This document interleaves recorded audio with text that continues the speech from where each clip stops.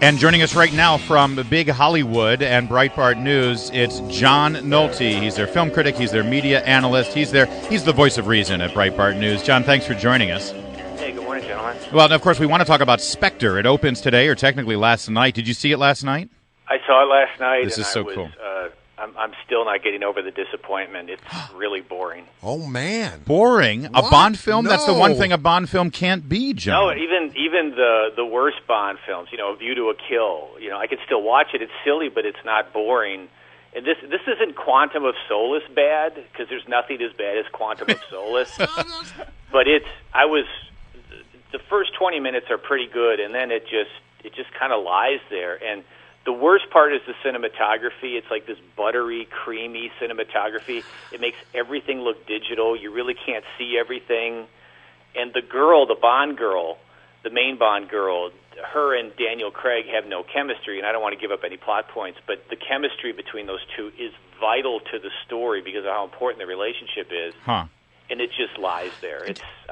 I'm really disappointed. Now, John, this is, and you and I, we've talked about a lot of stuff. Gosh, you're killing me. Over the years, John Nolte, we've had so many conversations, and we've never talked Bond films. So but it sounds to me, especially with the criticism of Quantum of Solace, that you're with me that the Daniel Craig era, though they may be well-crafted films, they are not Bond films in the classic sense. And have they just completely lost their way? Is that your contention, or you just think they're bad movies in general? Yeah, no. I mean, I love the Bond movie. It's the only pop cultural touchstone that has remained throughout my life. I'm going to be 50 next year. The franchise is 53.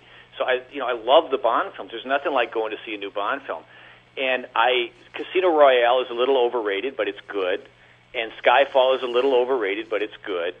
But they're trying to make Bond an anti-hero, and they're trying to give him this huge backstory. And the idea, and again, I'm not going to give any plot points away, but the idea behind Spectre is the last three movies all come together. And they're still obsessing over Bond's backstory, and I just don't care about Bond's backstory. He's not an anti-hero. He's not Jason Bourne. He's James Bond. And Daniel Craig is, he's a fine actor, and he's very physical, but he's so dour. And it just, after a while, it just gets oppressive. I want to have a good time, and I had a good time at Skyfall. I had a good time through most of Casino Royale. But this one here, they try to incorporate a lot of things from the Connery years, but in a way that doesn't look campy. Mm-hmm. They just went. They're confusing darkness with depth.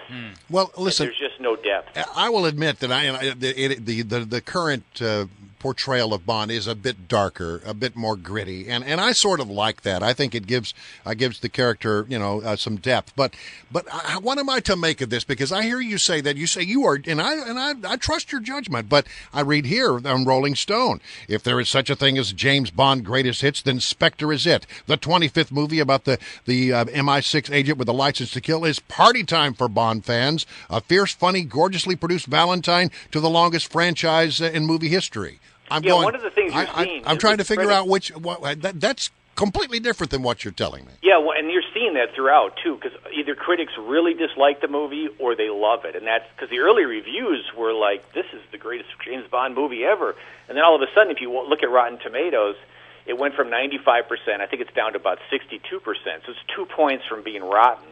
And so the reviewers are very divided. They either think it's perfect, it's awesome, it's the greatest Bond movie ever, or one of the greats, or it's a dud. And listen, if I'm not bored, you're going to get a good review from me. Mm-hmm. I am not hard to please. I am the easiest movie reviewer to please. Just cast a spell and hold it. That's all I ask. And this one, I was looking at my watch. Yeah, John Nolte, we both were writing with Andrew Breitbart at Big Hollywood early on there. Of course, you were the editor-in-chief of Big Hollywood at the time.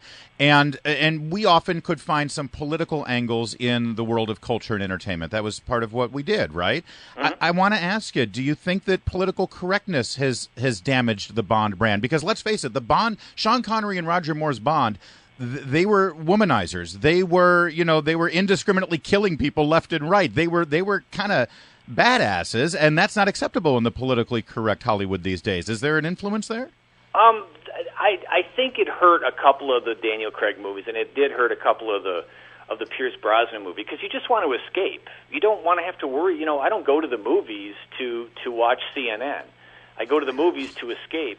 But I didn't see anything political in this. The overall story is about, and I'm not giving anything away here because it's in the trailer, is replacing the double O's with drones. It's contemporary, but I didn't sense any sort of a political agenda. Okay. And really, the movie is saying, listen, you need human intelligence, you need people on the ground, you need people to make these decisions. Overall, it was just very pro-Western, like most of the Bond films are. All right, so if I'm running a studio and if I'm owning the Bond franchise, first of all, they're making tons of money, so they wouldn't ask our opinion. But I would see your criticism, and I say, well, Nolte's a smart guy. I'm going to pick up the phone, and I'm going to ask John Nolte, all right, Daniel Craig era is over. We're going to try to reboot the franchise. John Nolte, how do we put Bond back on the right track? They got to dump the backstory. They got to dump the anti-hero angle. Bond is a hero. That's it. He drinks too much. He likes women too much, but he's a hero. And the cinematography needs to be brighter. It's just so oppressive to sit there, and you feel like the whole thing looks like a video game.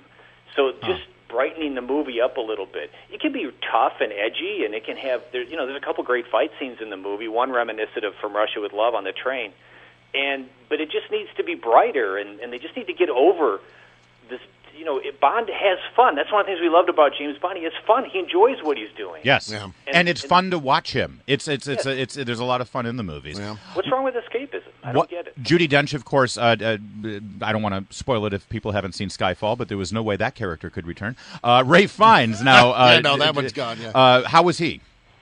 Yeah, he's good. I was actually very glad to see Judi Dench gone. I'm not a big fan. As a matter of fact, one of the great things about Spectre is watching her die.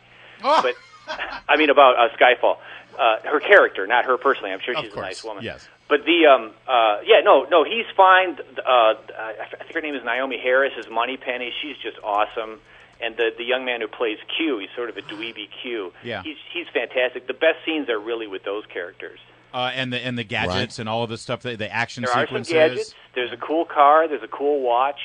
So they're they've been building up over the past 3 movies towards bringing back a James Bond movie. So there's gadgets and there's cars and there's women. And Spectre's at a big table talking about world domination. But again, it's also dark that it takes the fun out of it. Yeah. And that that takes away from it. All right. Hold it. One quick question. Monica Bellucci. Oh yeah, she's in the movie like 5 minutes. She is so beautiful. She's so sexy. She's so perfect as a Bond girl, and she's gone. She's there, and then she's gone. And they kind of leave it there. There's a plot strand there that they leave because you want to know what happens to her. And I guess we're supposed to believe a certain thing because Bond says it's going to happen. But it's just a shame. She's a Bond girl. They probably think she's too old.